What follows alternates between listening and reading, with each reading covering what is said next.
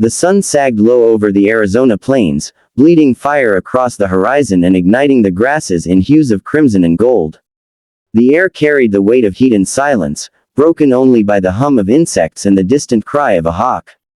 Samuel dragged a hand across his sweat-damp brow, the brim of his weathered hat pulled low against the fading glare. Loneliness clung to him heavier than the dust on his boots. Life out here was never meant to be gentle. It was hunger, grit, and endless trial under an unforgiving sky. That evening, he'd set a trap, a cruel iron device meant to snag a rabbit or a wandering turkey. Anything would do. His stomach had been gnawing at itself for 2 days. He trudged toward the spot, each footfall crunching against brittle prairie grass, already imagining the meager meat roasting over his small fire. But when he reached the trap, his chest tightened as though struck by lightning. The breath punched out of him.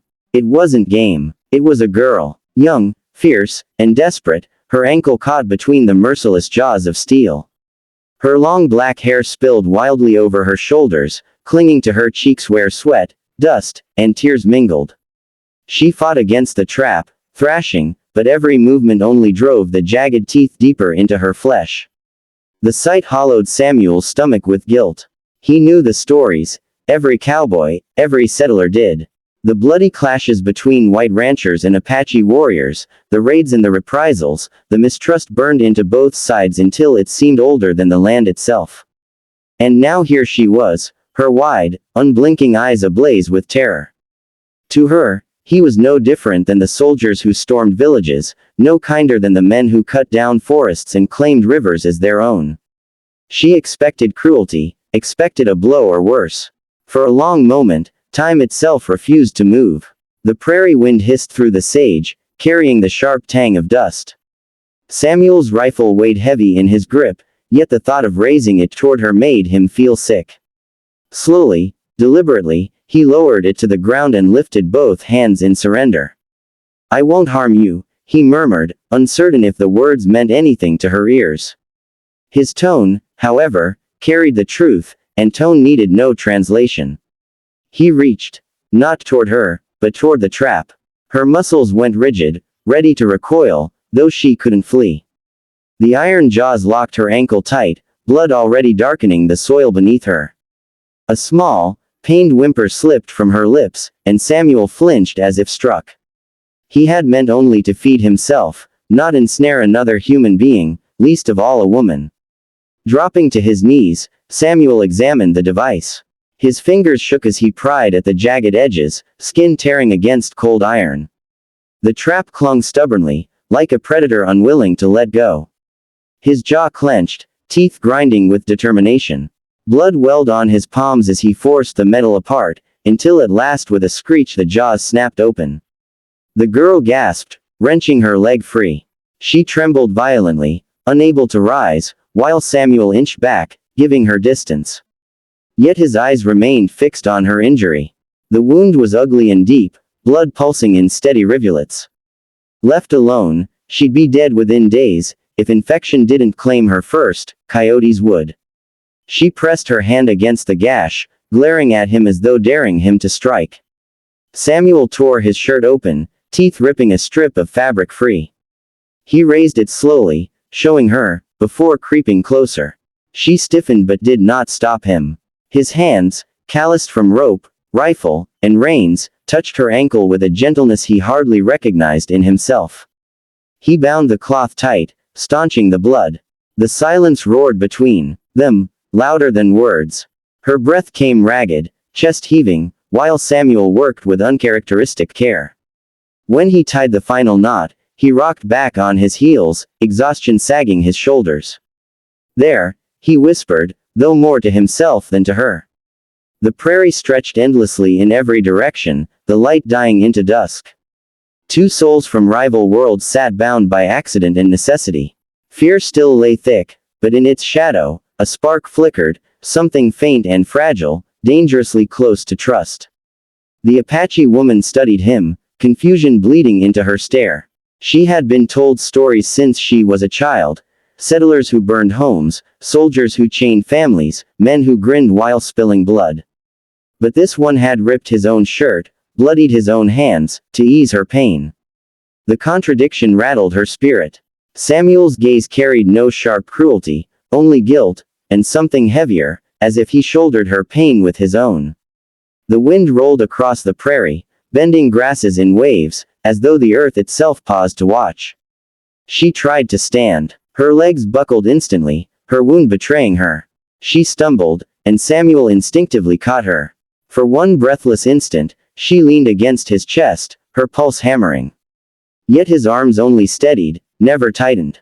He let her go. Easy, he muttered, his tone gentle enough that she understood without needing full words. Her dark eyes narrowed. Suspicion still lingered, sharp as a blade. She hissed something in Apache, her voice taut with warning.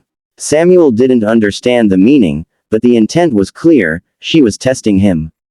His only answer was to raise his hands again, palms empty. His rifle still lay abandoned in the dirt. For the first time, she faltered. Not with fear, but with confusion. Why would an enemy go so far? Why tear his shirt, risk his own safety, only to aid her? The question clawed at her heart, without answer. Night drew near, shadows swallowing the prairie. Samuel glanced toward his camp, then back to her. She couldn't walk, not with that wound. To leave her was to condemn her.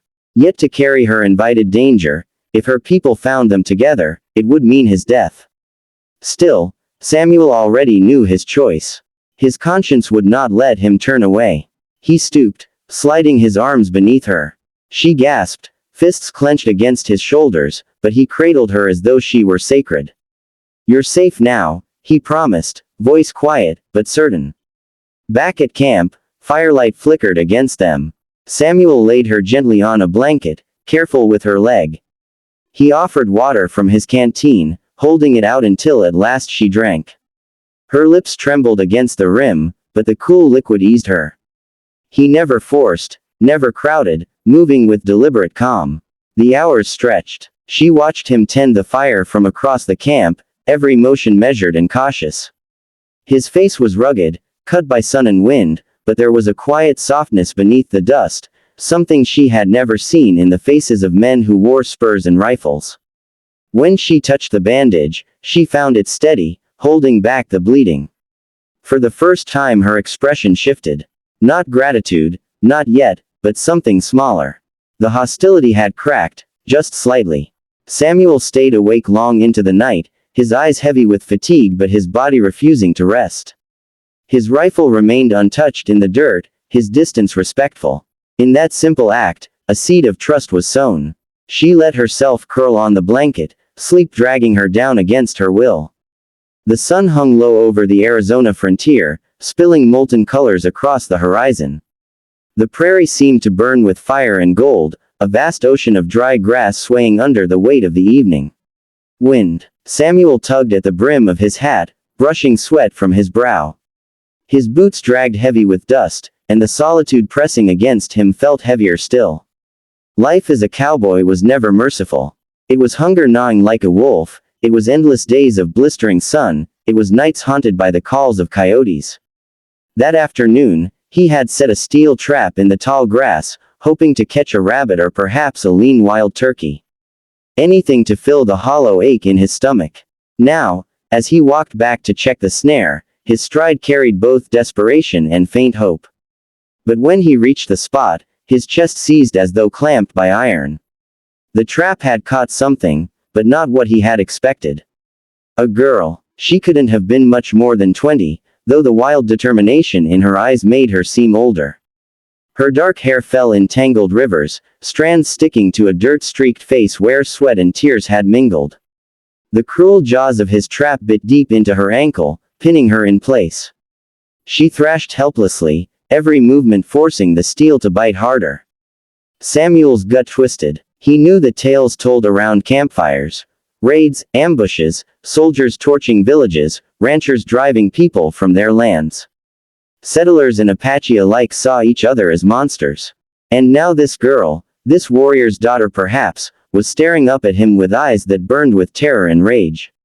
In her mind, he was no different than the men who took lives and land without remorse. The prairie fell deathly still. Samuel's rifle hung heavy in his hands, yet the idea of pointing it at her turned his stomach. Slowly, carefully, he lowered it to the dirt, raising both palms toward her like a man before a judge. "I ain't here to hurt you," he said softly. His words were likely foreign to her ears, but his tone, steady and quiet, spoke its own language. Her body tensed, ready to fight though she could not move. Blood soaked into the soil beneath her foot. Samuel swallowed hard and edged closer, reaching for the trap, not for her. She whimpered, the sound so raw it felt like a knife sliding into his ribs. Dropping to his knees, he examined the contraption. The iron resisted him, biting stubbornly. His hands shook as he pulled, his skin splitting against the jagged metal.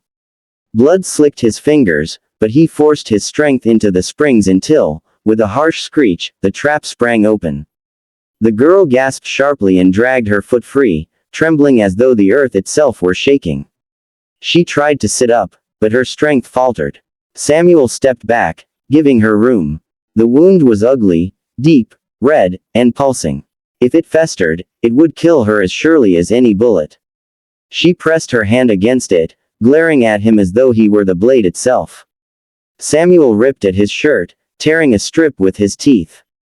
He raised the cloth for her to see before inching closer. Her breath came fast, shoulders tight with fear, but she didn't push him away. With as much care as his rough cowboy hands could manage, he bound the ankle. The silence between them grew vast. Only her sharp breaths and the distant cry of the wind filled the air. Samuel's brow dripped with sweat as he tied the cloth snug, fighting the tremor in his fingers. "There," he muttered, more to himself than her. The prairie stretched endless and empty around them, the sun sinking into shadow. Two strangers from hostile worlds sat bound together in accident, a fragile thread of trust flickering in the dark. She stared at him, her chest rising fast, her eyes filled with more questions than she could speak. He should have been her enemy, yet his hands had not struck. Instead, they had bled for her. The shock unsettled her more than pain itself.